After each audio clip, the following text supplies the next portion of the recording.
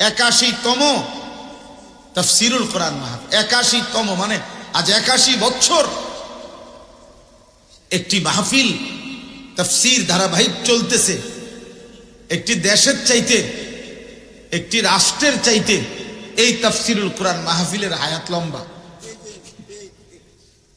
বাংলাদেশের হায়াতের চাইতে তাফসীরুল কোরআনের হায়াত বড়।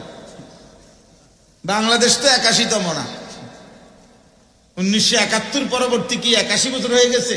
তাহলে বোঝা গেল তো এটা স্বাধীনতা পূর্ববর্তী আমলের, ব্রিটিশ পিরিয়ডের কি ওই সময়কার, অথবা পাকিস্তান পিরিয়ডের কি মাহফিল। আলহামদুলিল্লাহ, আল্লাহ কবুল করেন। আল্লাহ তাআলা যতদিন এই আসমান ও জমিন রাখবেন ততদিন যেন এই তাফসীরুল কোরআন মাহফিল কায়েম থাকে। কল্পনা করেন তো 81 বছরের ইতিহাসে এই জমিনে বা এই তাফসীরুল কোরআন মাহফিলের এই মসনদে কত বুজুর্গ, কত আউলিয়া, কত আকাবির, কত আসলাফ, পূর্ববর্তী মহান মনীষীগণ এখানে বসেছেন, কথা বলেছেন। সুবহানাল্লাহ।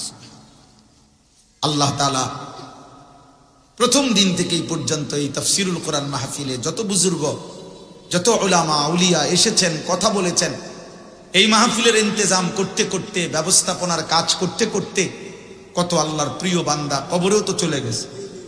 আল্লাহ সকলকে মাফ করে দেন, আল্লাহ সকলকে জান্নাতের উঁচা মাকাম দান করেন। আজকেও যারা আছে এর সাথে সম্পৃক্ত, আল্লাহ তাআলা সকলকে উত্তম বিনিময় দান করেন।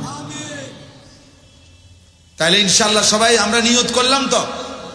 আমার সবার কাছে কথা, ছেলেরা, বাবা, তোমাদের কাছে কথা, খামখেয়ালি করো না। একবার উঠতে গেলে আগা আবার আরেকজন বক্তা আইলো না, রে উনি খুব জোরে কয়, চল তো আবার দৌড় দিই। তা আবার না, উনি যাই যে কেরুম জানি মেরমের করে, তাল উঠছে না, যে আওয়াজে হইতো না, যাই না। তো তাল উঠলে তুমি আসো, তাল না, নারকেল হলে তুমি নাই। তো এইটা কোন ধরনের কথা? এটা কি ফানসুবারি? তো নারকেল তাল এটা। আমার এক মুসল্লি আমারে একবার হাদিয়া দিছিল 2টা তাল আর একটা নারকেল। তো বলতেছে, হুজুর শুধু 2টা তালই দিতাম, সাথে একটা নারকেল দিছি, মানুষে যাতে না বলে যে আমি আপনারে তাল দিয়া নষ্ট করছি।